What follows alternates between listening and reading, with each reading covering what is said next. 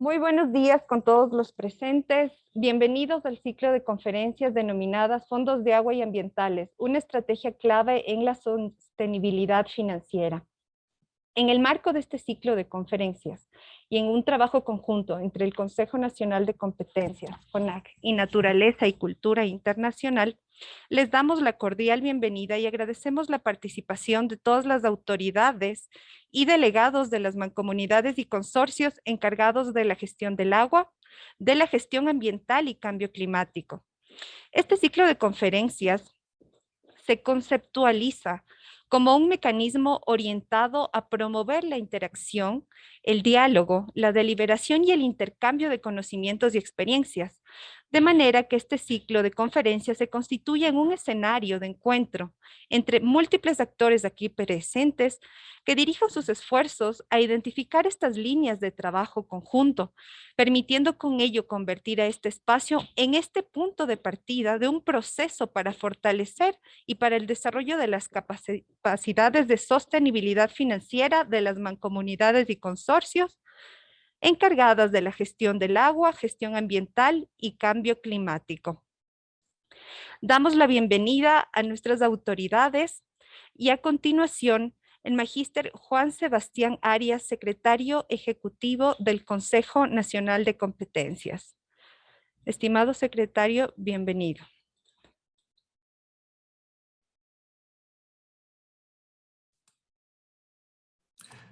Muy buenos días, gracias Paola. Y muy buenos días con todos, señor Bert de Vier, secretario técnico del FONAG, señor Felipe Serrano Montesinos, director ejecutivo de Naturaleza y Cultura Internacional, estimados participantes. Reciban un cordial saludo de quienes conformamos el Consejo Nacional de Competencias. Desde nuestra institución impulsamos una gestión descentralizada del gobierno basada en transparencia, participación ciudadana y articulación multinivel. En alianza estratégica con el Fondo para la Protección del Agua, FONAG, y la Fundación Naturaleza y Cultura Internacional, hemos organizado el ciclo de conferencias virtuales denominados Fondos de Agua y Ambientales, una estrategia clave en la sostenibilidad financiera. Este espacio está dirigido a las mancomunidades encargadas de la gestión del agua, gestión ambiental y cambio climático.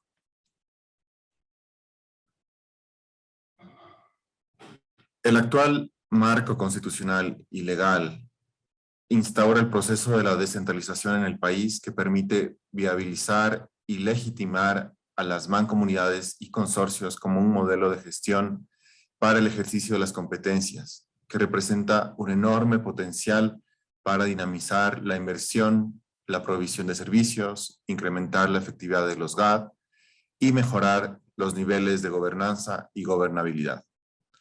Estamos seguros de que este ciclo de conferencias virtuales fortalecerá las capacidades institucionales en beneficio de las mancomunidades y sus territorios. Con el acompañamiento del Consejo Nacional de Competencias y demás instituciones involucradas, podrán avanzar en el proceso para mejorar el ejercicio de sus competencias y posicionar al mancomunamiento como un modelo de gestión exitoso. Muchas gracias y sean bienvenidos a este ciclo de conferencias. Agradecemos la bienvenida del señor secretario, magíster Juan Sebastián Arias. A continuación, las palabras Bert de Viebre, secretario técnico del FONAC. Muchas gracias, señor secretario. Muy buenos días a todas y todos los presentes, autoridades del Consejo Nacional de Competencias. Para el FONAG, como fondo de agua más antiguo de Ecuador y a nivel latinoamericano también, realmente es un gusto participar de este ciclo de conferencias, poder contribuir con la experiencia construida, con los aprendizajes, los desafíos. Y es muy grato ver tanto interés de diferentes municipios, comunidades y otras entidades del país en esta figura de fondo de agua, que lógicamente es una figura en la que nosotros creemos que tiene mucho potencial si es bien aplicada, ¿no? para una adecuada gestión de los recursos hídricos y principalmente para la conservación de las fuentes de agua, ¿no? Estamos participando activamente como FONAC con diferentes técnicos también que van a contribuir a este evento. Y pronto también, en unos minutos, vuelvo con ustedes con una introducción a la figura de fondo de agua desde el punto de vista de FONAC. Bienvenidas y bienvenidos de mi parte también, y mucho éxito, mucha suerte en este evento. Muchas gracias. Así es, el compromiso de las mancomunidades, así como de sus GAD miembros, ha sido un punto fundamental para la organización de este ciclo de conferencias. A continuación, las palabras de bienvenida. Felipe Serrano, director ejecutivo de Naturaleza y Cultura Internacional. Señor director, bienvenido. Muchas gracias. Buenos días con todos. Magíster Juan Sebastián Arias, director del Consejo Nacional de Competencias. Verde Bief, director del FONAG. Estimados amigos y amigas que nos acompañan el día de hoy. Para Naturaleza y Cultura Internacional es muy importante este evento, este ciclo de conferencias. Hemos tenido una relación fructífera de trabajo con el Consejo Nacional de Competencias en materia de fortalecimiento de sus asociados, ¿no? Los consorcios y mancomunidades. Y hemos trabajado con varias iniciativas a lo largo y ancho del país en esta temática que cada vez capta mayor interés por parte de los gobiernos autónomos descentralizados y sus cuerpos colegiados. Hacemos extensiva nuestra felicitación al Consejo Nacional de Competencias por liderar esta gestión descentralizada de recursos hídricos, ¿no? Y los mecanismos financieros se vuelven herramientas extremadamente poderosas y útiles en el contexto en el que la administración centralizada cada vez pierde capacidad de financiamiento. Le apostamos entonces a esa gestión descentralizada.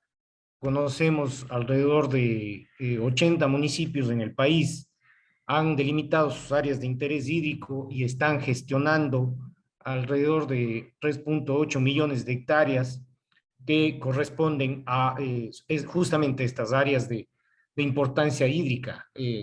Esto hay que hacerlo visible, esto hay que hacerlo, hay que potenciar este modelo. E insisto, de parte de nuestra organización estamos a las órdenes y prestos a colaborar en la medida de nuestras posibilidades para potenciar estos modelos, ¿no? Estos mecanismos financieros que sin duda pueden ser una solución a la gestión de recursos hídricos. Felices de compartir este escenario, este evento y la organización con el FONAC, con el Consejo, con la Corporación Financiera Nacional, con el Fondo Regional del Agua, el FORAGUA, y siempre a las órdenes. Muchas gracias y éxitos en el evento. Muchas gracias. Definitivamente Naturaleza y Cultura Internacional ha sido una pieza clave justamente en el fortalecimiento de estas capacidades, y esto no sería posible sin la participación de todas las mancomunidades y consorcios. A continuación, damos paso a una breve descripción de la metodología de este evento. Este ciclo de conferencias busca establecer un amplio espacio de diálogo o interlocución entre todos los panelistas, expertos, las autoridades y especialistas de las mancomunidades y consorcios presentes en cada uno de estos 5 días de conferencias. Les recordamos que el mismo enlace que ingresaron el día de hoy podrán acceder todos los días, no necesitan inscribirse nuevamente. De acuerdo con la agenda, cada panelista tendrá su tiempo de intervención, y una vez terminada esta intervención de ambos panelistas para el caso de día de hoy, se abrirá un espacio de 10 minutos para preguntas y respuestas por parte de los participantes. Es decir, los participantes que tengan preguntas para los panelistas podrán escribir en el chat de Zoom que está activo desde este momento para el planteamiento de su pregunta y el nombre del panelista al que ustedes dirigen la pregunta.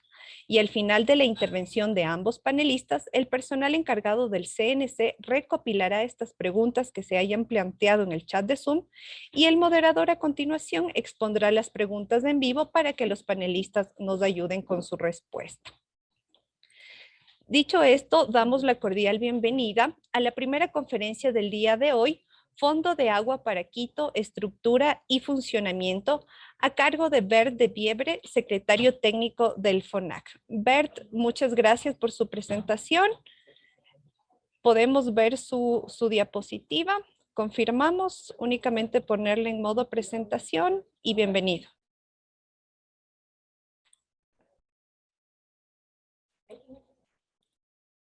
Bert de Viebre, secretario técnico del FONAC, es especialista en hidrología de ecosistemas de montaña, relación suelo-agua y servicios ecosistémicos hidrológicos. Quien nos acompaña, bienvenido, le damos la palabra. Muy buenos días nuevamente. Y en esta primera presentación, entonces les vamos a compartir algunos elementos básicos sobre cómo es el funcionamiento del FONAC. Voy a tratar de hacer referencia a alguna posible diferencia con algunos otros fondos de agua, ¿no? Pero por supuesto nos vamos a enfocar sobre todo en FONAC, al ser nuestro fondo, el fondo más antiguo, como decía. El fondo ya tiene 22 años de historia, fue creado en el 2000, y en este sentido no solamente es el más antiguo de Ecuador, sino también a nivel latinoamericano. El día de hoy existen, y mundial también, el día de hoy existen muchos fondos de agua en diferentes estados de desarrollo en el Ecuador y en otros países en Latinoamérica, y recientemente también los primeros fondos de agua en África, que de una u otra manera están mirando a la experiencia de Quito sobre y los aprendizajes del Fondo de Agua de Quito en todo este tiempo, ¿no? El Fondo de Agua para Quito tiene la figura jurídica de un fideicomiso, ¿no? Y es algo muy importante para especificar al inicio, ¿no? Que la figura jurídica de fideicomiso, que los fondos, o al menos la gran mayoría de fondos en Ecuador, tienen esta figura de fideicomiso. Sin embargo, también existen fondos de agua y en otros países que no son fideicomisos, ¿no? Pero nosotros sí vamos en este ciclo de conferencias, creo que se va a conversar bastante también sobre esta figura jurídica que significa ser un fideicomiso, ¿no? Una de las características básicas de un fideicomiso es que se crea para determinado fin, ¿no? Para el objeto del fideicomiso, ¿no? Está reflejado en el slide ahora la misión, ¿no? Que es: el FONAC conserva y recupera las fuentes de agua que abastecen al Distrito Metropolitano de Quito, incorporando un enfoque técnico de equidad social y de sostenibilidad. Esta parte, ¿no? De que el mandato de conservar y recuperar las fuentes de agua que abastecen al Distrito Metropolitano de Quito es una parte que está escrita en el contrato del fideicomiso, ¿no? No puedo insistir suficientemente en esto de que lo que está escrito en el contrato del fideicomiso es lo que el fideicomiso puede hacer, ¿no? Y no puede hacer más, ¿no? El fideicomiso un fideicomiso se crea para determinado fin y existen mecanismos, incluso mecanismos legales, ¿no? que protegen al fideicomiso que haga solamente esto para lo que fue creado. ¿Cómo funciona esto? La estructura del FONAC como fideicomiso. Voy a sacar el puntero, ya, ahí creo que le están viendo. Bueno, un fideicomiso tiene, por supuesto, un mecanismo de gobernanza, ¿no? En donde están los diferentes participantes en este fideicomiso. Se llaman los constituyentes, ¿no? Constituyentes originales que estaban desde el momento que se creó el fideicomiso y constituyentes adherentes que se han unido luego de la creación. En el caso del FONAC tenemos 6 constituyentes. Y tenemos la característica de que hay constituyentes públicos y hay constituyentes privados. Una característica muy importante, ¿no? Y una gran ventaja de la figura de fideicomiso de que es posible unir instituciones, entidades privadas y entidades públicas en esta figura. Actualmente nosotros tenemos como constituyentes a la Empresa Pública Metropolitana de Agua Potable y Saneamiento de Quito, EPMAPS, Agua de Quito, que también es uno de los constituyentes originales. El otro constituyente originario es The Nature Conservancy, una ONG internacional, ¿no? Luego tenemos a la Empresa Eléctrica Quito, tenemos a Cervecería Nacional, privado lógicamente, a Tesalia, hoy parte del grupo CBC, empresa privada también, y a la ONG Camarén. Entonces tenemos 2 empresas públicas, 2 empresas privadas y 2 ONGs como constituyentes del fideicomiso. ¿Qué les une a las empresas públicas y a las empresas privadas? Simplemente ser usuarios de agua dentro de una misma zona geográfica, el ámbito geográfico definido para el FONAC, ¿no?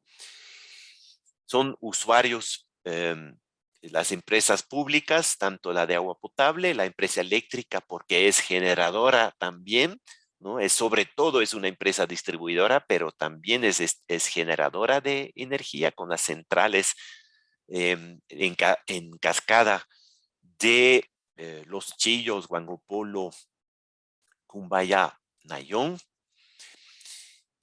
Y están obviamente las 2 empresas privadas que son usuarios de agua por la naturaleza de su negocio, ¿no? Cervecería y embotelladora de agua mineral, Tesalia, también embotelladora hoy de otras bebidas, ¿no? Entonces, la esencia de trabajar a través de un fideicomiso es que se juntan diferentes usuarios de agua en esta figura de fondo de agua para, valga la redundancia, juntos trabajar en el mandato definido como conservación y recuperación de fuentes de agua, ¿no? Me parece fundamental insistir en esto de que son varias instituciones, ¿no? Creo que la figura de fondo de agua, cuando es establecida por una sola entidad, pierde parte de esta esencia, ¿no? Cuando es una sola entidad que quiere asumir esta función de conservación y recuperación de fuentes de agua, quizás no es tan necesario, ¿no? Crear un fondo de agua, sino lo podría hacer a través de su propia institución, un departamento, que se encargue de esto, ¿no? Creo que la esencia de Fondo de Agua es que son varias instituciones que están dispuestas a hacerlo juntos. ¿Juntos por qué?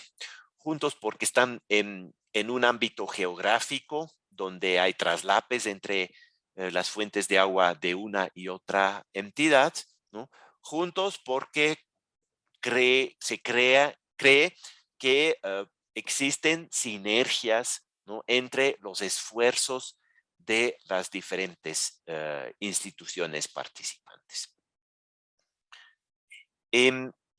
Hasta ahí creo que es bastante común entre diferentes fondos de agua también. No, bueno, sí, también, hablemos del rol de la fiduciaria, que también es común, ¿no?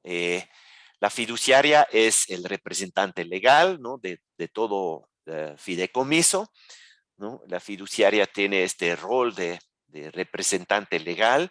En el caso del FONAC también el rol de patrono laboral. Algo muy importante también, quizás un poquito menos conocido, es el rol de la fiduciaria para velar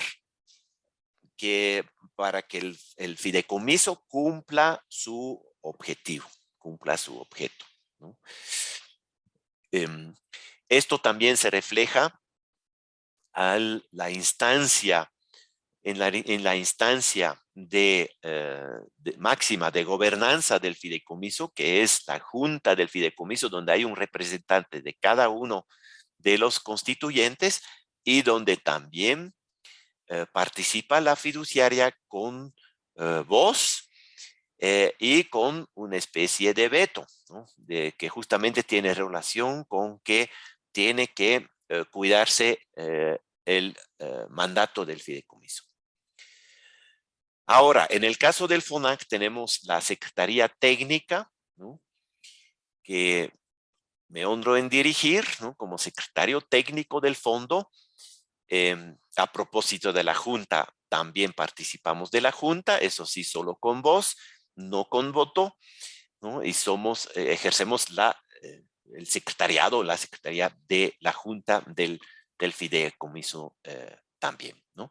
En el caso del FONAC, la Secretaría Técnica ya es un grupo de gente un poco más numeroso que en otros fondos, porque nosotros mismos ejecutamos todos los proyectos de conservación y recuperación de las fuentes de agua para Quito. Para eso tenemos un grupo de 75 personas que están en la Secretaría Técnica. 23 de ellos son guardapáramos, guardaparques, están estacionados en las diferentes áreas de importancia hídrica, sea en predios propios, sea en guardaparques comunitarios, ¿no?, en alianzas con las comunidades, ¿no? Y el resto del grupo de la Secretaría Técnico son técnicos en diferentes materias, que ustedes también van a tener más presentaciones en este ciclo de conferencias, ¿no? Técnicos en el programa de áreas de conservación hídrica, en el programa de restauración, en el programa de gestión del agua, donde está todo el monitoreo, en el programa de educación ambiental, en el área de comunicación, en un área administrativa financiera, ¿no? Desde ahí, desde la Secretaría Técnica, en nuestro caso, se ejecutan todas las acciones para proteger las fuentes de agua, ¿no? Esas son las diferentes instancias, ¿no?, de importancia dentro de lo que es un fondo de agua, que es un fideicomiso.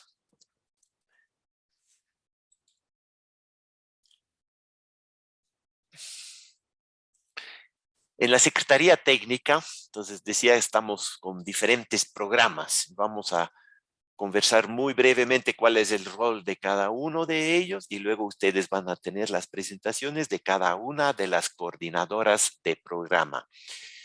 El programa de gestión del agua es el programa que maneja toda la base de información, que trabaja la generación de esta información, que es un pilar muy importante para el FONAG. Por lo tanto, está ahí el monitoreo hidrometeorológico. El FONAG ejecuta opera un sistema de monitoreo hidrometeorológico, que es el que históricamente llenó los vacíos en alta montaña donde están las fuentes de agua y donde no existía mucha información. Hoy también es el monitoreo de impacto, eso es la cuantificación de cuánto beneficio obtenemos en términos de calidad de agua, en términos de cantidad de agua con nuestras acciones. Eso les va a detallar el día de mañana Andrea Vera, la coordinadora del programa. Luego tenemos el programa de recuperación de la cobertura vegetal, ¿no? Donde están todos los esfuerzos de restauración de ecosistemas, principalmente para nosotros restauración de páramos, porque páramo es el ecosistema por excelencia, fuente de agua para Quito, ¿no? Pero hoy también en bosque nublado, en el noroccidente, por ejemplo, del Distrito Metropolitano de Quito, también incluye restauración de humedales, ¿no? Restauración ecosistémica en general. Luego tenemos esta presentación, la vas a tener hoy mismo con la coordinadora del programa, Silvia Salgado.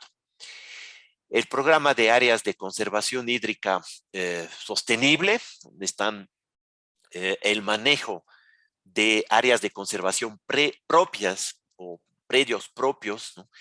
El FONAC también es, de hace 5 años, es propietario de tierras, ¿no? Una porción pequeña de lo que es las fuentes de agua para Quito. También manejamos áreas de conservación que son propiedad de la empresa de agua potable, ¿no? Y la otra parte dentro de ese programa es los acuerdos de conservación con propietarios privados, con comunidades, ¿no? Que están en las zonas fuentes de agua. También es la coordinación con el Sistema Nacional de Áreas Protegidas, que en buena parte de las fuentes de agua para Quito están dentro de parques nacionales también, ¿no? Y coordinamos con el Ministerio de Ambiente ciertas necesidades que puedan tener para el correcto manejo de estas áreas protegidas, y es dentro de este programa que se encuentran nuestros guardapáramos que decía también. Está el programa de educación ambiental, uno de los primeros del FONAG, que trabaja en las zonas rurales, áreas de interés hídrico, zonas de fuentes de agua, de la manera más intensiva, ¿no? Con niños, con escuelas, con profesores, y también el programa también coordina con la parte urbana, sobre todo en lo que es el consumo responsable de agua, que es un componente importante también para el cuidado de las fuentes de agua. Adicionalmente, tenemos unas áreas que están adscritas directamente al secretario técnico, ¿no? El área de monitoreo y seguimiento, el área de comunicación, el área administrativa, que es un área bastante pequeña, ya que la mayor parte del administrativo, por ejemplo, la contabilidad, se encuentra en la fiduciaria, más no en la Secretaría Técnica. Y una iniciativa más reciente, que es la estación científica EPMAPS FONAC, una iniciativa que lo llevamos adelante conjuntamente con la empresa de agua potable, y que es nuestro principal vínculo con grupos de investigación en universidades, en entidades de investigación, para promover la investigación relevante para nuestra toma de decisiones, como en nuestro accionar diario, ¿no? Y en nuestra planificación estratégica, ¿no? A tomar las mejores decisiones, tomar las decisiones basadas en la mejor evidencia posible, el estar siempre a la vanguardia en el conocimiento de nuestro ecosistema, sobre todo para nosotros el páramo, donde hay tanto que aprender todavía en cuanto a su funcionamiento hidrológico y toda su dinámica ecosistémica. En lo financiero, ¿cómo funciona? Entonces, hay empezamos con dos áreas importantes en lo financiero. Lo primero es lo que aportan los constituyentes, los 6 constituyentes que ya les mencionaba. Pero importantemente tenemos la posibilidad también como fideicomiso de atraer otros recursos, otros donantes, que no sean los 6 constituyentes, ¿no? Que desean aportar a la misión del FONAC, que por las características de su financiamiento encajan en este objeto del fideicomiso, ¿no? Donde tenemos hoy un abanico de aportantes, ¿no? Que van desde el financiamiento climático internacional, por ejemplo, 3 fondos de agua, FONAC, FONAPA y FORAGUA. Somos implementadores de una parte de los recursos del programa Pro Amazonía, del Ministerio del Ambiente, que son recursos que vienen del Fondo Climático Verde, con una motivación climática, ¿no? De parte de la estrategia RED a nivel mundial y a nivel Ecuador. Entonces, el Ministerio y este Fondo Climático Verde y esas fuentes de financiamiento han visto que los fondos de agua son un implementador interesante, eficiente para ese tipo de recursos. También están ahí recursos privados, ¿no? De empresas privadas que no son de Celia ni Cervecería Nacional, ¿no? Que desean también aportar a la misión del FONAC y no quieren ser constituyentes por ahora, pero si quieren aportar es perfectamente posible ejecutar esos recursos de manera directa, contratos, a través de convenios, ¿no? Lo único que se requiere en este sentido es que lo que se implementa tanto en el ámbito geográfico como en su contenido tiene que ser compatible con lo que es la misión del fideicomiso. Recursos de este tipo de ejecución directa en estos últimos tiempos son aproximadamente el 25% del presupuesto que implementamos anualmente.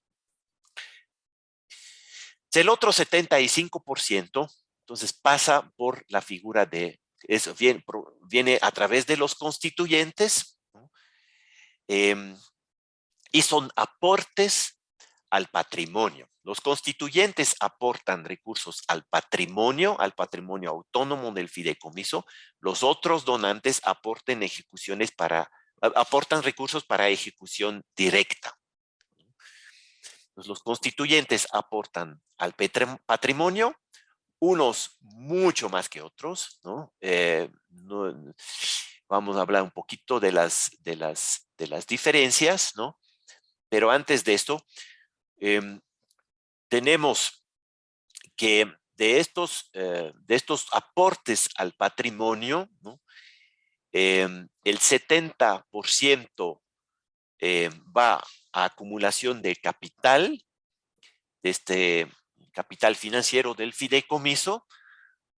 Esta es una regla que está escrita en el contrato del fideicomiso, ¿no? Así que esta proporción en otros fideicomisos, en otros fondos será distinta.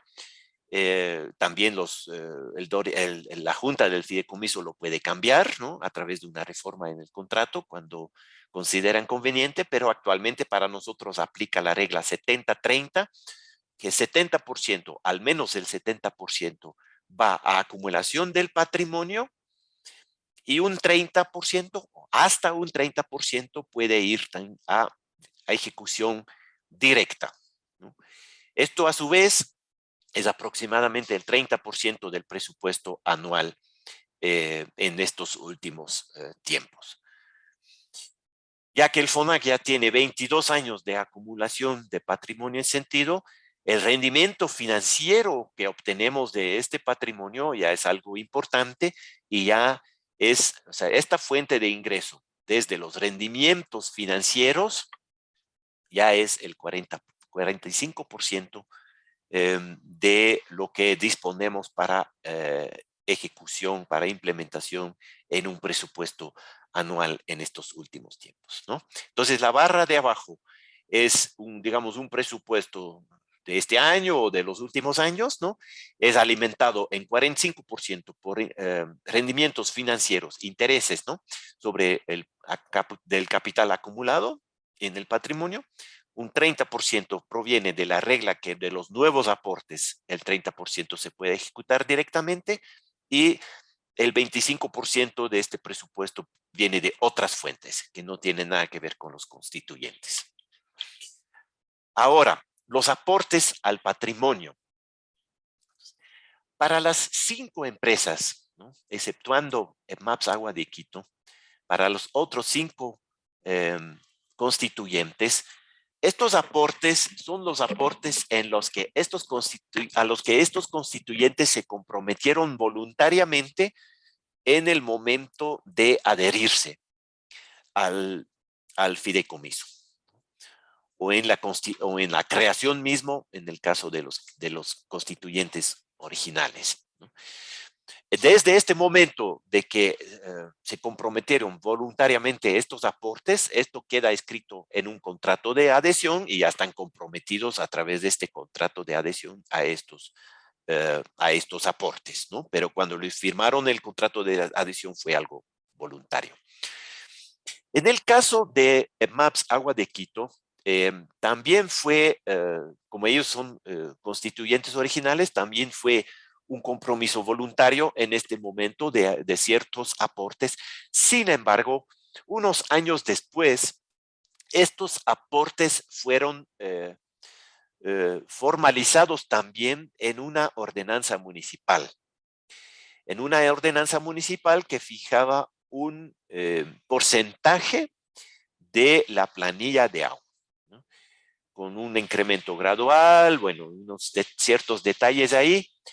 Desde el año 2011-12 es el 2% de la planilla de agua que está aportando MAPS Agua de Quito al patrimonio del FONAG, ¿no?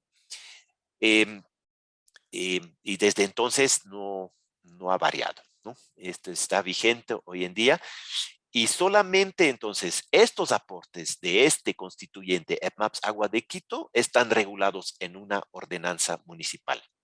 De los demás, voluntario al momento de adhesión y luego el compromiso del contrato de adhesión, ¿no? Entonces, ese es el resumen del mecanismo financiero vigente del FONAC. Como ustedes pueden observar, son una variedad de fuentes y creo que esto es una característica muy importante, ¿no? De que se puede atraer a través de esta figura tanto recursos públicos regulados en una ordenanza municipal como recursos públicos más voluntarios, si quiere, recursos privados, recursos de cooperación para ejecución directa, ¿no? Entonces, en una cierta flexibilidad. Seguramente enseguida ustedes se preguntan qué pasa con los aportes públicos y las características de recursos públicos. Efectivamente, está claro que los recursos públicos aportados al FONAC no pierden el carácter de público, estando dentro del FONAC siguen siendo recursos públicos, con todo lo que significa esto de las reglas de juego para su manejo, por ejemplo, en términos de contratación pública, ¿no es cierto? Estamos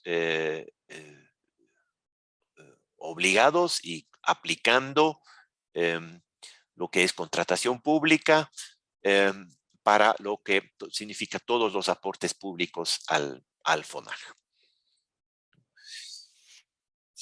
¿Qué un resumen de nuestras acciones y ya no voy a entrar en mucho detalle porque esto lo van a hacer las coordinadoras más adelante en los siguientes días, ¿no?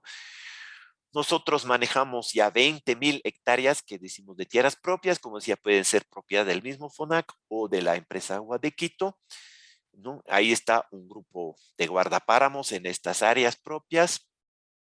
Establecemos acuerdos de conservación con propietarios privados y comunitarios. Acuerdos de conservación son acuerdos en donde de manera voluntaria, ¿no?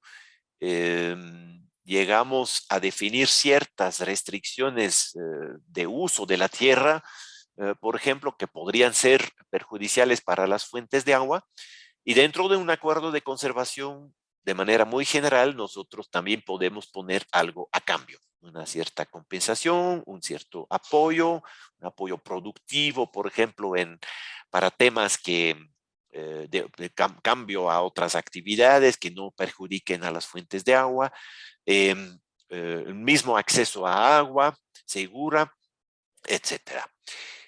Restauramos páramos degradados históricamente sobrepastoreados, hoy también restauramos bosques en otras zonas, generamos la información hidrometeorológica, social y ambiental relevante para la toma de decisiones, educamos y sensibilizamos sobre la importancia de los ecosistemas fuentes de agua, vinculamos a investigadores con tomadores de decisión en la Estación Científica de Agua y Páramo y monitoreamos el impacto de nuestras intervenciones para cuantificar el retorno de la inversión, ¿no?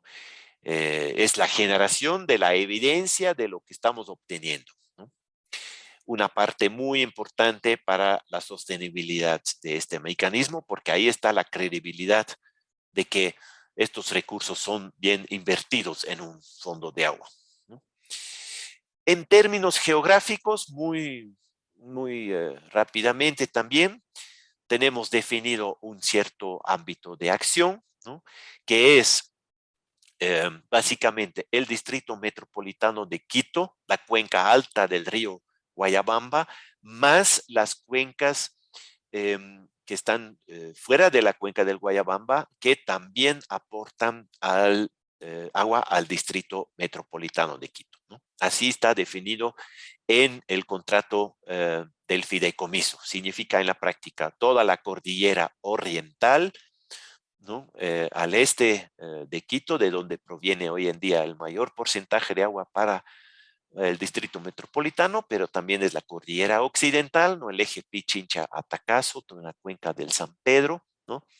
Y toda la zona del noroccidente de Quito, del distrito metropolitano, ¿no? Donde están las poblaciones por parroquias rurales del distrito metropolitano con sus fuentes de agua locales en el Chocó andino, en el bosque nublado. En este mapa también ya vemos algunas de las figuras de conservación. Están las áreas propias, ¿no? O áreas de conservación hídrica, estos predios que son propiedad del FONAC o de la empresa de agua potable, en el Alto Pita, 10,000 hectáreas, al lado del Parque Nacional Cotopaxi. En el Antisana, 8,000 hectáreas, también vecino del Parque Nacional Cotopaxi, Antisana, ¿no? El área de conservación hídrica Paluguillo, en la vía Pifo-Papayacta, casi 1,000 hectáreas, ¿no? Este color café están un corte de los acuerdos de conservación obtenidos con propietarios privados y propietarios en comunidades, ¿no? Que ya han sido formalizados, muchos otros están en camino, esto toma su tiempo, ¿no? Como algunas de las figuras de conservación disponibles, ¿no? También están zonas donde ha habido acciones de restauración en los diferentes ejes de trabajo. Último slide en esta introducción, que le llamamos el engranaje del éxito, que creemos que cada una de estas ruedas son necesarias y tienen que estar engranadas para poder hablar de que esta iniciativa está funcionando bien, ¿no? Una flexibilidad, una adaptabilidad, ¿no? Algo práctico, algo ágil, ¿no? Un trabajo conjunto, ¿no? En el caso del nuestro eslogan es juntos cuidamos las fuentes de agua, ¿no? Mucha articulación entre los constituyentes, por supuesto, que son parte esencial, pero también con muchas otras instituciones, ¿no? Entidades públicas y privadas. La efectividad de las acciones, ¿no? Nosotros invertimos bastante en el análisis de que las acciones sean efectivas, en el monitoreo de la efectividad, de tal manera que podamos ajustar, que podamos adaptar el portafolio de intervenciones que siempre tenga la mayor efectividad posible, ¿no? Para eso va el monitoreo de impacto en parte, pero el monitoreo de impacto también va para la generación de la evidencia de que estamos teniendo beneficios, ¿no? Ahí está mucha ciencia, mucho de investigación, pero también de estudios económicos, ¿no? Que muestran que existe un retorno, que las entidades, por ejemplo, nuestro principal aportante, la EMAPS Agua de Quito, de que está recibiendo algo a cambio, que no es que este 2% de la planilla de agua no es un gasto, no es algo que están perdiendo, sino es una inversión por lo que reciben algo a cambio y que es una inversión que les disminuya costos de mantenimiento, de potabilización, por ejemplo, o que les disminuya gastos, que postergue inversiones en nueva infraestructura porque estamos cuidando bien las fuentes de agua, ¿no? Esto no funciona bien si no tenemos un fortalecimiento de capacidades permanente, ¿no? Un fortalecimiento de los técnicos, aquí en la Secretaría Técnica, tener los mejores especialistas en diferentes ramas necesarias, ¿no? Y así creemos que realmente se construye la sostenibilidad, ¿no? Que es importante regulaciones, la ordenanza, que todo esto es importante, pero una verdadera sostenibilidad creemos que se construye cuando se ve que esto es algo realmente útil, algo que rinda, algo que le sirva a los usuarios de agua de una manera tangible, ¿no?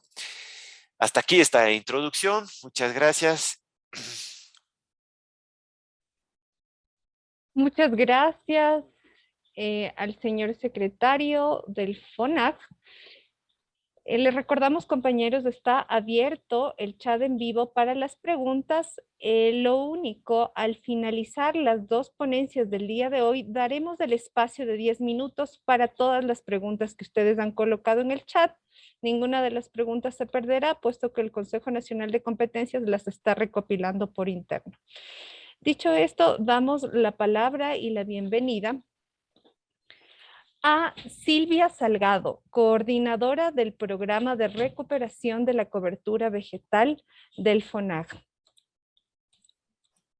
Buenos días Silvia, con todos. Muchas gracias, Silvia. Confirmamos que la escuchamos y usted puede compartir la pantalla. Silvia Salgado es coordinadora del Programa de Recuperación de la Cobertura Vegetal del FONAG, especialista en proyectos de conservación y restauración de ecosistemas altoandinos. Vemos su diapositiva, le confirmamos y le concedemos la palabra. Muchas gracias, Paola. Bueno, continuando con la presentación que hizo Berta hace un momento, yo les voy a hablar sobre el programa de recuperación de la cobertura vegetal y de las acciones que hacemos. Para no repetir estas diapositivas que presentó Bert, siguiendo con nuestra misión de conservar y recuperar las fuentes de agua, nuestro programa consiste en la restauración de los páramos y bosques degradados históricamente pastoreados. Para esto nosotros tenemos ciertas líneas de acción. La primera línea de acción es la restauración activa en zonas degradadas en áreas de importancia hídrica, en donde se tienen macroactividades, en la cual, por ejemplo, tenemos la producción de plantas, que hasta el momento tenemos 361.200 plantas que hemos producido y llevado a campo, ¿no? Esto con un número hasta el 2021, esto sería, empezamos del 2022 con estas cifras. La primera producción se dio en el año 2018 y lo que hacemos es justamente, como digo, producción de plantas nativas para la recuperación de las vertientes y las fuentes de agua en general. en las cuales se han utilizado esquejes y sobre todo un énfasis en la colecta de semillas. Esto sobre los 3.500 metros en las zonas de páramo y ahora estamos trabajando en las zonas de bosques nublados en el noroccidente de Quito. Justamente el énfasis en las semillas es para que las plantas estén más saludables y haya una menor mortalidad.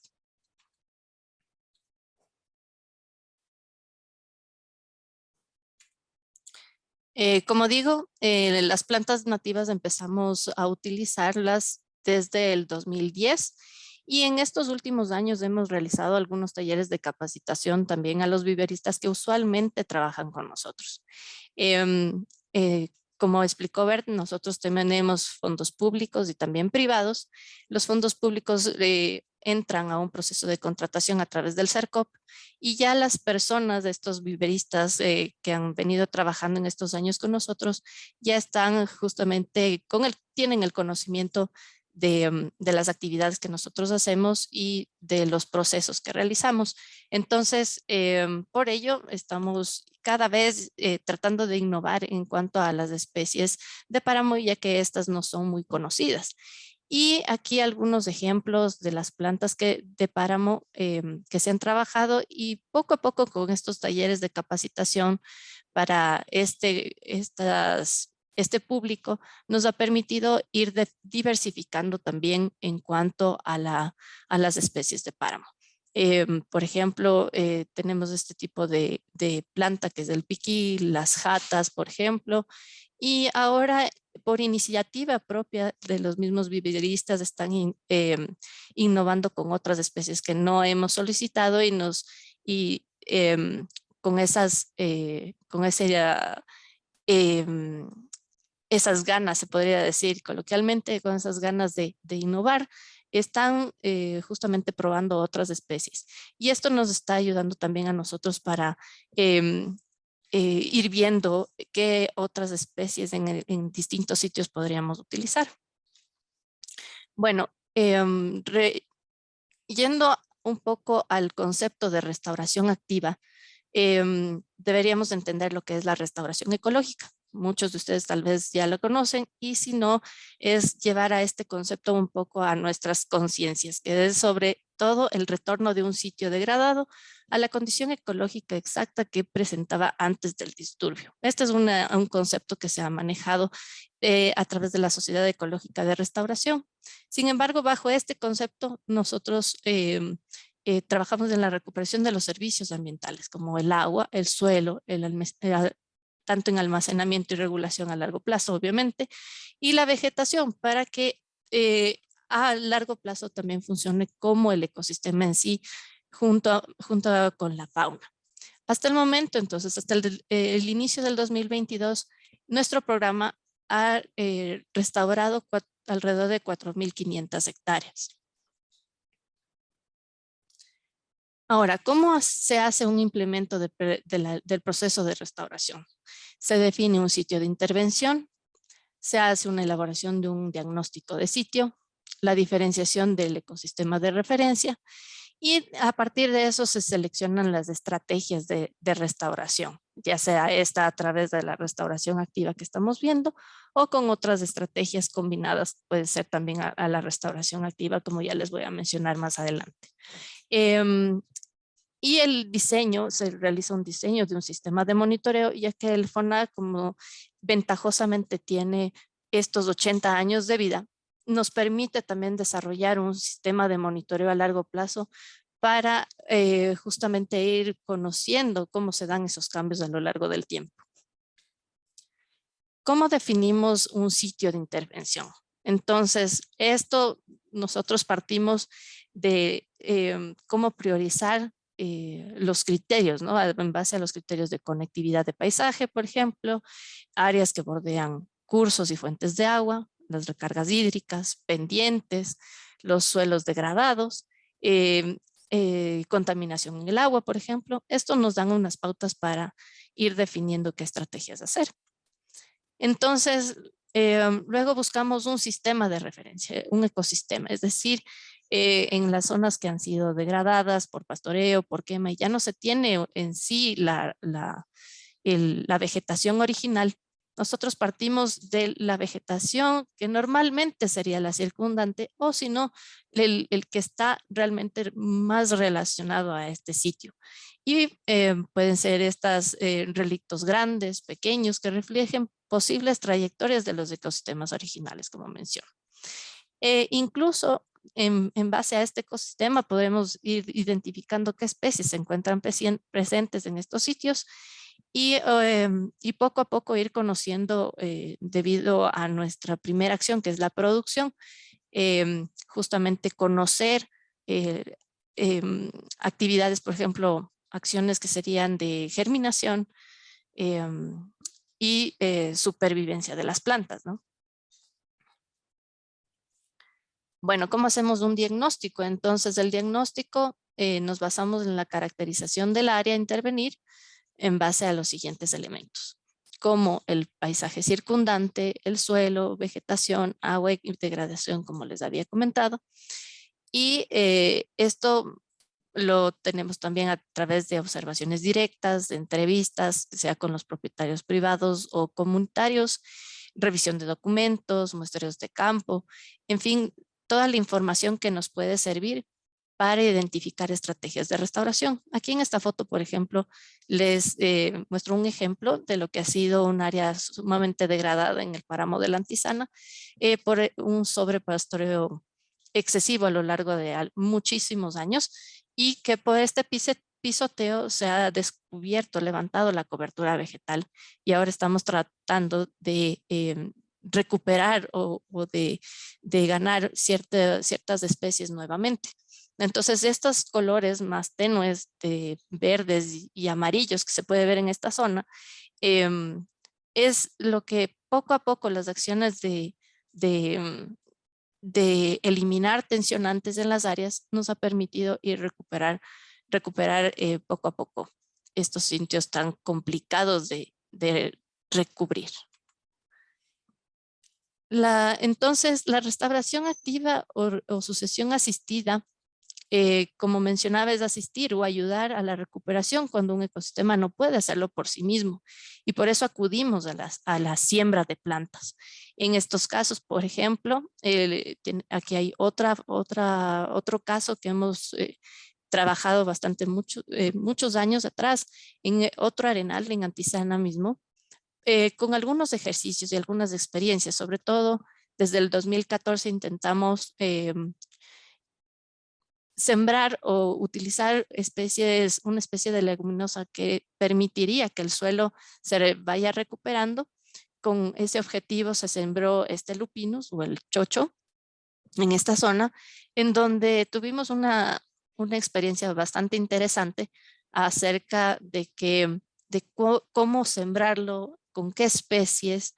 Y bueno, para no alargarme mucho, justamente vimos que tuvo un ciclo interesante de que una plaga de insectos, bueno, los insectos que estaban propios del sitio, le dimos esta disponibilidad, y estos insectos fueron alimentándose de esta planta hasta que, como ven en esta foto, murieron estas plantas. Sin embargo, ahora lo que ganamos después de tantos años es que bajo esta cobertura de chochos sobre el suelo está creciendo ya una cobertura propia y nativa del sitio. Entonces, esa es una gran ventaja y una gran experiencia que hemos ganado. El otro ejemplo, por ejemplo, en Antisana mismo también estamos realizando con el grupo del programa de gestión del agua el monitoreo de la recuperación de los humedales. En esta misma zona de la Antisana, como digo, fue mucho tiempo pastoreada. También fueron drenados estos humedales, y ahora estamos intentando recuperarlos a través del rehumedecimiento.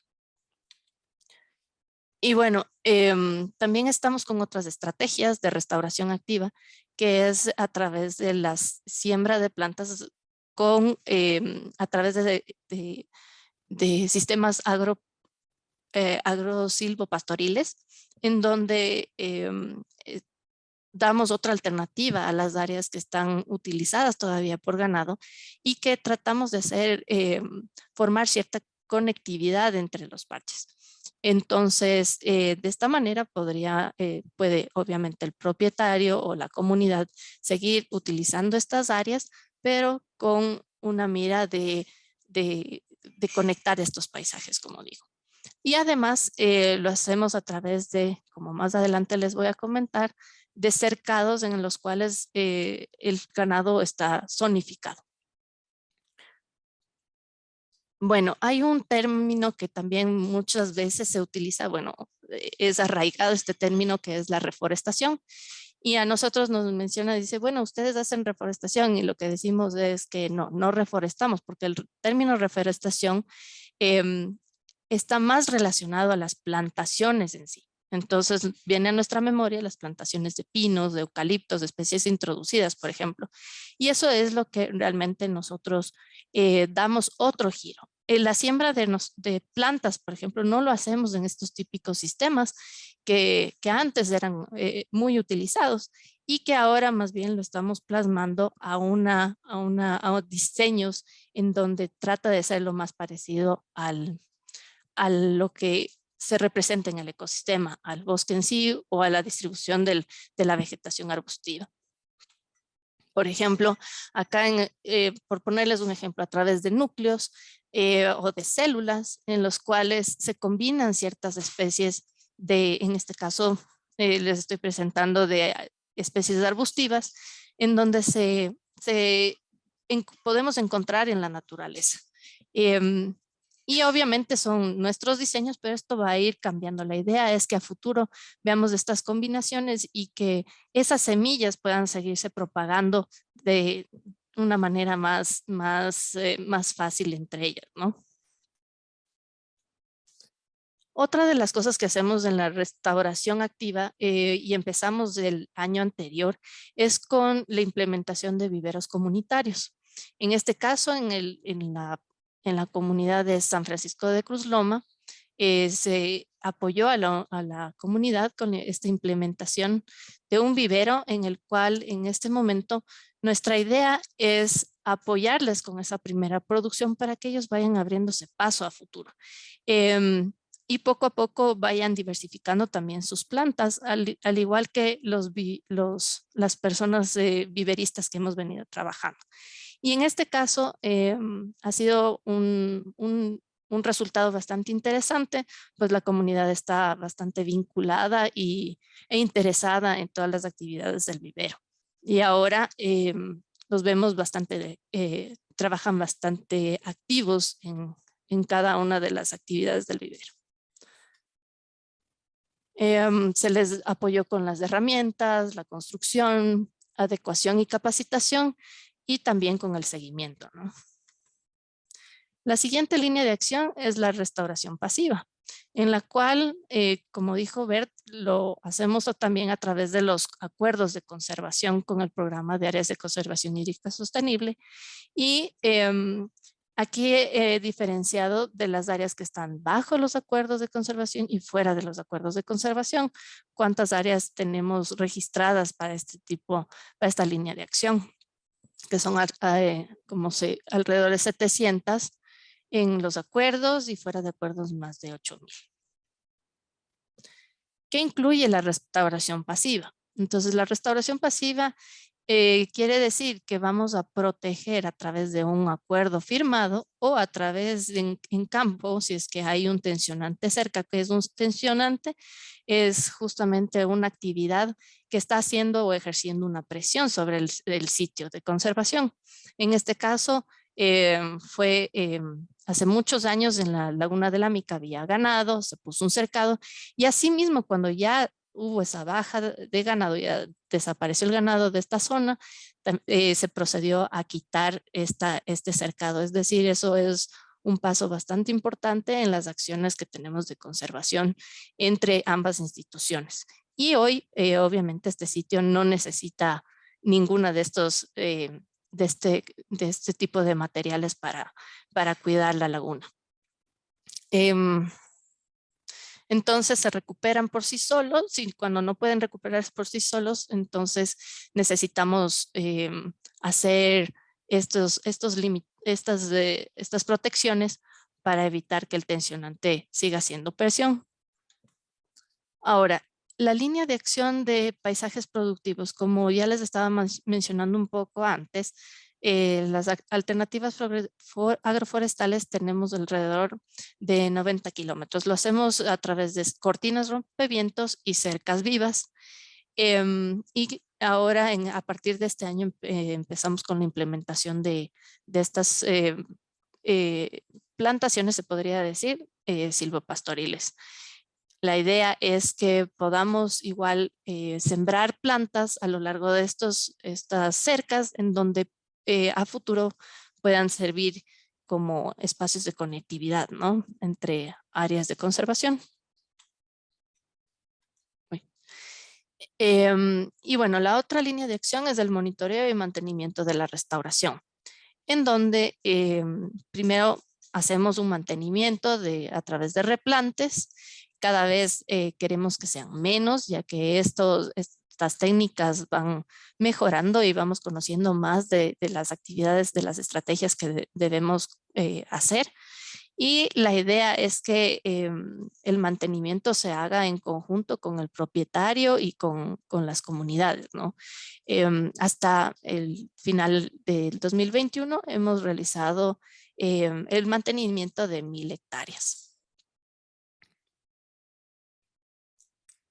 Bueno, como les estaba mencionando en la diapositiva anterior, el monitoreo de humedales también se lo está realizando, como decía, con esta restauración en estos humedales en Antizana. Entonces aquí unas fotos como para que tengan una idea en lo que es en la foto, por ejemplo, de la izquierda, superior izquierda, está en época de lluvia, donde el agua se acumula en estos bloqueos que son los diques, en donde estos retienen el agua por más tiempo, y en épocas de verano tendía justamente a secarse, así como está aquí en la foto del centro. Entonces lo que queremos es que hayan más espacios, o sea, que dure un poco más de tiempo húmedo el humedal, retenga más el agua, y poco a poco vamos viendo cambios. Obviamente que esto lo veremos por completo quizás muchos años después, o todavía no sabemos si es que lo veremos. Pero sí está funcionando bastante bien estos bloqueos.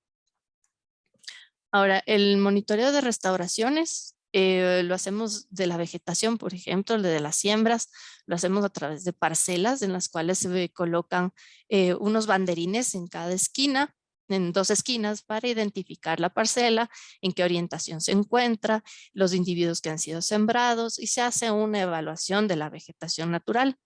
Aquí un ejemplo de las parcelas de páramo y bosque. Estamos justamente cambiando ciertas técnicas de la metodología para que sea más factible, ya que hemos llegado a cubrir bastantes sitios del distrito metropolitano, y prácticamente es una labor bastante ardua, en la cual no podemos tomar todos los datos del mismo año, así que estamos justamente mejorando ese tema de identificar los sitios prioritarios y obviamente de hacer el seguimiento. Uno de las áreas uno de los temas que tenemos también de acción es la experimentación y proyectos piloto. Hasta el 2021 hemos avanzado con 5 experimentos, en el cual uno de ellos, que consideramos uno de los pasos más importantes que estamos dando como FONAC, es la conversión del bosque exótico a nativo, en donde se dio la oportunidad de hacer en una parcela pequeña de 0.5 hectáreas, hacer el cambio a nativo, y de 0.5 hectáreas a comestible. En esto estamos en nuestro 2º año, en el cual estamos haciendo un levantamiento de información, y la idea es ir extrayendo esos árboles, obviamente de una manera paulatina, e ir conociendo, justamente ahí viene la experimentación, conocer cómo es la reacción del suelo justamente a estos cambios. En lo que va en este tiempo de 2 años, hemos visto cambios bastante interesantes en los cuales sí se ve el crecimiento y el aparecimiento de nuevas especies nativas. Hemos también sembrado algunas plantas, pero con ello también se ha dado esta regeneración natural. En el lado del bosque comestible también es interesante porque este experimento es realizado en un colegio en Quito, en el cual el colegio busca también mostrar ese cambio a las especies que son útiles y que sirven a la comunidad. Entonces, es interesante ver estos cambios que se están dando y adaptando bastante bien a estas nuevas especies. Este es por ejemplo, es un ejemplo del diseño que se utilizó. La idea era considerar áreas de cortafuegos, donde van los frutales, los huertos, en donde los eucaliptos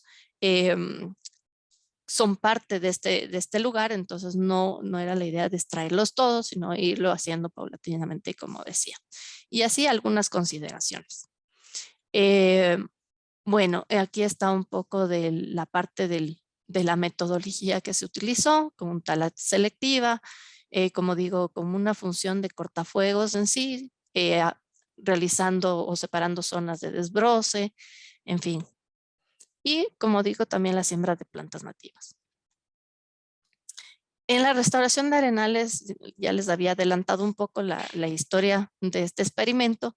Y como digo, aquí están las plantas de lupinus que empezaron a crecer y que luego estas fueron reemplazadas por otras. Y hoy por hoy están creciendo nuevas plantas ya de las semillas que quedaron ahí de las plantas anteriores. Este es otro de los ejercicios de restauración que se combina con la restauración activa, que es el sostener los taludes. Por ejemplo, a través de estos gaviones, en este arenal que les mencioné anteriormente, esta foto de la izquierda es vista desde el otro lado, y ahí están creciendo ya nuevas especies. Unas de ellas se encuentran en el arenal de la Antisana, entonces nos damos cuenta que están adaptándose bastante bien las semillas de la zona y que estos gaviones están funcionando en el sostén evitando que los sedimentos caigan en la parte de acá abajo donde está el río. Y se complementa también con siembra de plantas, pero como este lugar ha sido bastante fuerte en la recuperación de la cobertura, ha tomado muchísimos años llegar a esta cobertura de especies tan pequeñitas y pioneras. Otra de las estrategias que estamos empezando a implementar también son barreras cortafuegos. Sin embargo, esto todavía no hemos avanzado mucho y estas son tomas de un incendio que se tuvo en el Atacazo. Y se observan aquí justamente estas líneas, ¿no? En donde evitan de cierta manera el paso. Sin embargo, como digo, tenemos mucho que aprender sobre estas estrategias, pero seguimos avanzando. En cómo establecer estas franjas, las ubicaciones estratégicas, en fin, algunas consideraciones que se deben tomar en cuenta para el manejo de los incendios. Y hasta aquí es lo que les puedo comentar. Muchas gracias. Muchas gracias a ti, Silvia, y también a Bert, tanto por la primera exposición respecto a toda la estructura de FONAC, el mecanismo financiero, y ahora al primer proyecto que tiene FONAC respecto justamente al programa de recuperación de la cobertura vegetal del FONAC. Muchos de los participantes se han mostrado bastante interesados respecto a las dos exposiciones y abrimos este espacio entonces para la serie de preguntas y respuestas. El Consejo Nacional de Competencias ha recopilado las preguntas que ustedes nos han colocado y a cuál de las dos personas ponentes va dirigida. En primer lugar, vamos a hacer el ciclo de preguntas para Bert de Bievre. Por favor, la primera pregunta... vamos haciendo pregunta, respuesta para poder cumplir con todas las expectativas. La primera pregunta nos hace Marcelo Encalada y nos dice, el aporte de las planillas de agua de EMAP Quito, ¿qué porcentaje representa dentro del presupuesto general anual de FONAC? Esa es la pregunta de Marcelo Encalada. Adelante, Bert. Ok. Con el esquema que les presenté, entonces que el 25% es de fuentes de terceros, ¿no? Y el resto sí pasa por el patrimonio, ¿no? Y luego lo que está aportado al patrimonio, en realidad sí es gran mayoría viene por este mecanismo de aportes del EMAPS, que es el 2% de la planilla, ¿no?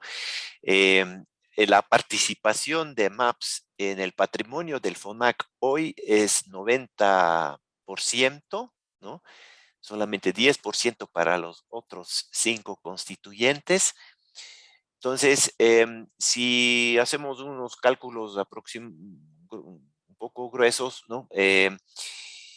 25% es de fuentes de terceros, o sea, no es del EMAPS. El resto sí pasa para el patrimonio y de lo que viene por patrimonio, 90% es de EMAPS. Entonces, podemos decir que aproximadamente un 70% de lo que ejecuta el FONAC hoy proviene de aportes recientes o históricos de EMAPS Agua de Quito. Muchas gracias, Bert. Respecto a la segunda pregunta que nos hace Washington Pruna, nos dice, ¿cómo determinaron los aportes financieros de Tesalia y de la empresa eléctrica Quito? Esa es la pregunta.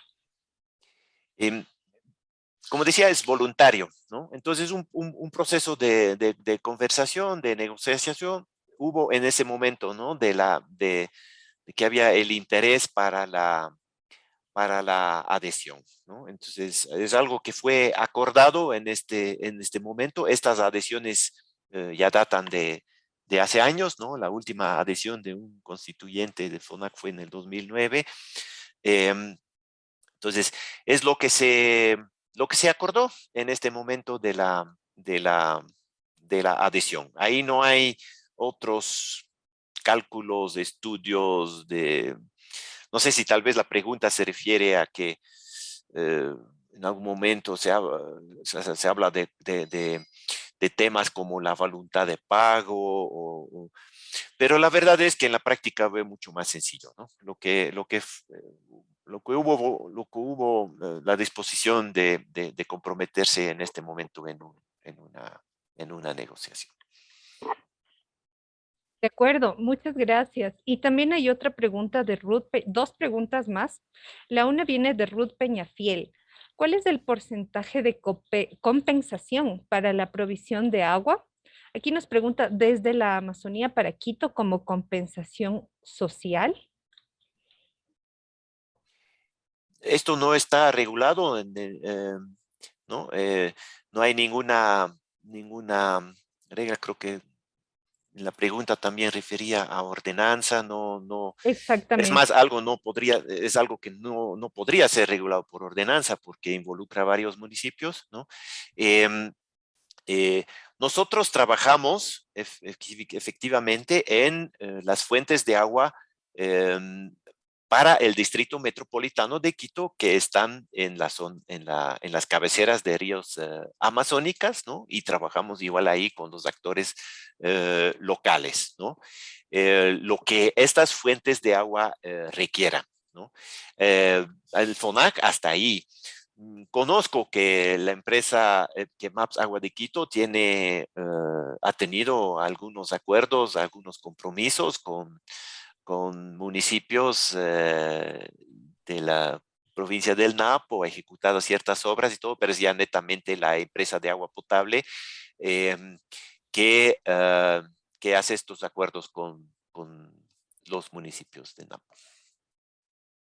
De acuerdo, muchas gracias. Y tenemos una pregunta más de Mónica Zarango.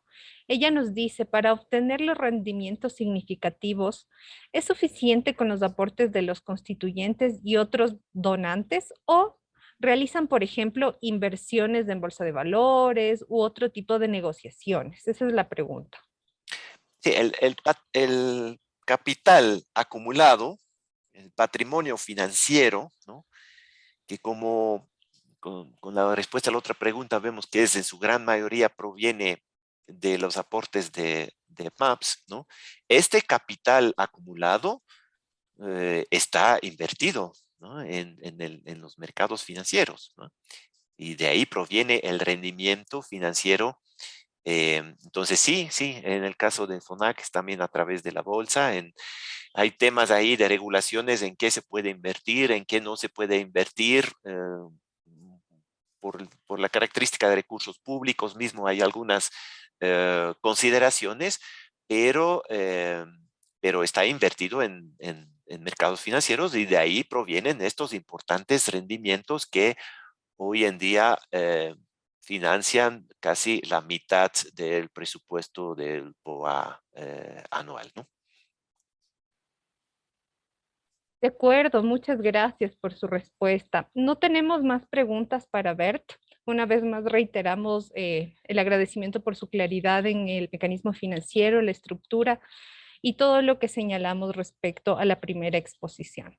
Ahora vamos a las preguntas establecidas para Silvia Salgado respecto al programa. La primera pregunta nos hace Manuel Rosero y nos dice, Silvia, aquí vienen bastantes preguntas referidas a procesos técnicos. Muchos de los participantes estuvieron muy interesados, por ejemplo, en los procesos piloto.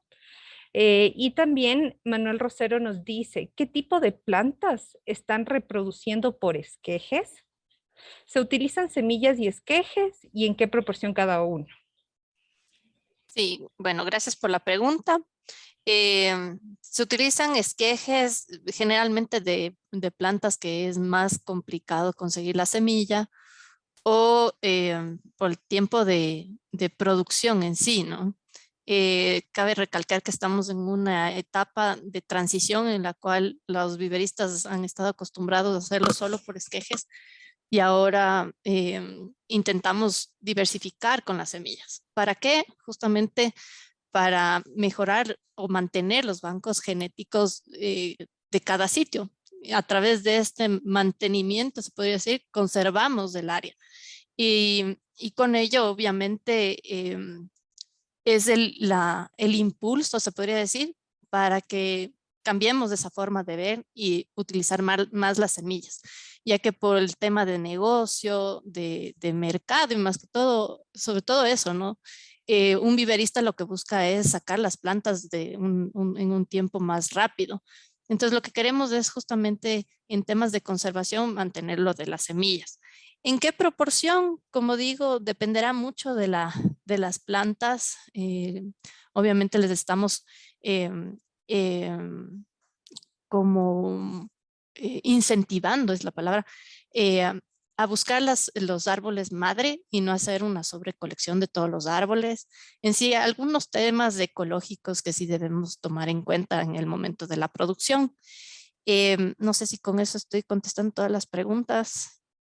Hay En este bastantes punto. preguntas. No, En este punto respecto a más que este todo. punto, sí. Ya. Respecto a este punto está bien. Tenemos otra pregunta de Fabián Rodas y nos dice, ¿cuál es el costo aproximado por hectárea para la restauración activa del páramo? Y seguidamente nos dice, ¿cuánto tiempo puede tomar regresar al páramo a sus condiciones naturales? A ver, en cuanto al tema de costos. El costo en un sitio de páramo, incluyendo las plantas, ¿no? Si es que es de adquisición y un costo aproximado de producción, más la siembra, esto incluye transporte desde el vivero hasta el sitio, transporte interno si es que es necesario llegar a un sitio mucho más lejano, a donde se llega de una forma carrozable, más una coordinación de campo, sale alrededor de alrededor de $1,000 por hectárea. Obviamente esto va a variar de acuerdo, como digo, al transporte, la mano de obra, en fin, algunas cosas. En la restauración en noroccidente es menos, pero sí estaría a un costo aproximado de $1,000 por hectárea. En cuanto, a ver, la otra es, ya me ¿En olvidé. cuánto tiempo puede regresar el páramo a sus condiciones naturales previas?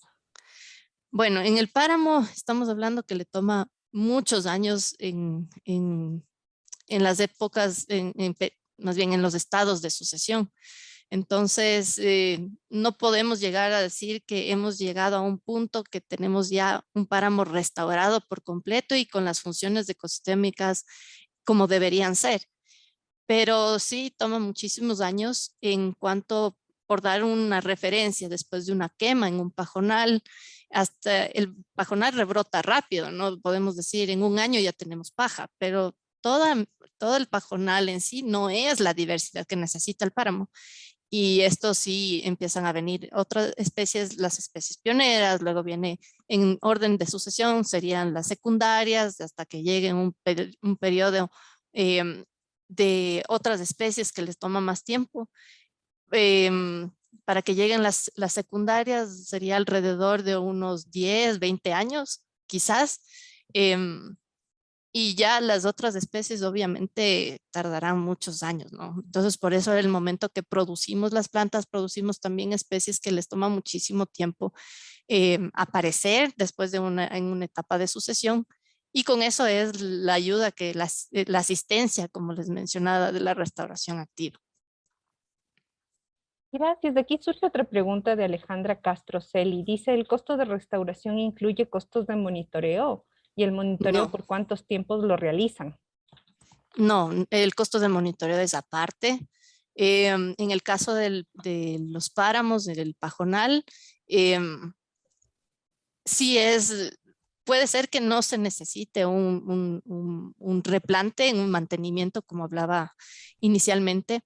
El monitoreo lo hacemos cada 2, 3 años porque los cambios en páramos son demasiado lentos. En cambio, en las zonas de bosque sí requieren un monitoreo y mantenimiento más seguido, ya que ahí competimos con los pastos de estos áreas degradadas de los potreros. Entonces es mucho más caro incluso para ver que las plantas hayan prendido y estén sobreviviendo. Entonces al menos los 2 primeros años sí es necesario hacer un seguimiento mucho más corto en cuanto al mantenimiento del pasto alrededor de las plantas, que estas son las coronas. Entonces sí es necesario hacerlos varias veces al año, hasta que tener las plantas grandes. Entonces sí incluye un costo mucho mayor. Y Silvia, ¿qué tipos de plantas se están introduciendo para la restauración en páramo? Ya, las plantas, aquí hay 2 temas. Introducir no sería el término, sino sería utilizar el banco genético del sitio, que sería el área de referencia que tenemos para las colectas y para lo que intentamos es utilizar el material genético de ahí, sean de esquejes o de semillas. Intentamos no comprar plantas que provengan de otros sitios, entonces tratar de mantenernos en el área. Si no conocemos la proveniencia de las plantas, es preferible dejarlas y más bien por eso no hemos lanzado a la producción. Utilizamos plantas nativas, como les decía, en algunos casos hemos utilizado polilepis, pero generalmente son arbustivas y arbóreas, chachacomos, piquiles, pumamaquis, en la parte por poner unas pocas especies en la parte de páramo, y en las partes de bosque, obviamente las especies que están presentes ahí, de distinta sucesión, como sea la primaria, la secundaria, la terciaria, que requieren mayor tiempo de crecimiento. Entonces, por eso utilizamos esas que nos asistan a la restauración. Muchas gracias. Con respecto al páramo, hasta aquí las preguntas, pero tenemos otra pregunta de Washington Pruna respecto a si han establecido alternativas productivas con los propietarios de los páramos para reducir justamente esta presión a los ecosistemas.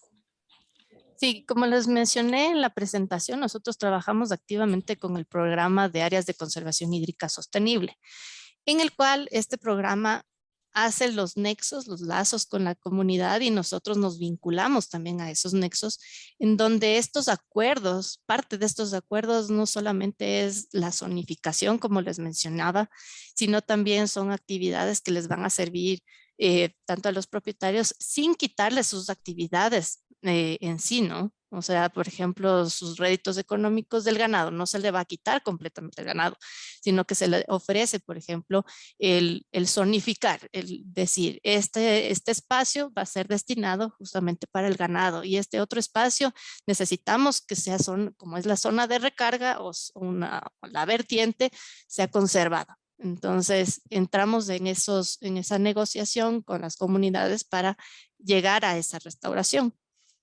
No sé si ahí contesté la pregunta. Sí, esto con respecto a las alternativas con los propietarios. Y hay una pregunta bastante más específica. Edwin Leonardo Herrera nos dice, ¿de pronto se pueden utilizar hojas de árboles para alimentar el ganado como bancos de proteína? ¿Y en qué consiste un bosque comestible? Bueno, de las hojas que sirvan como alimento para el ganado en páramo, no creo. No estoy muy al tanto, pero sería de averiguarlo. Sinceramente voy a averiguar sobre esta pregunta. En cuanto, eso en páramo, pero en bosque, sí, seguro que hay plantas que sirven incluso he escuchado para alejar el ganado, no para mantenerlo en la zona.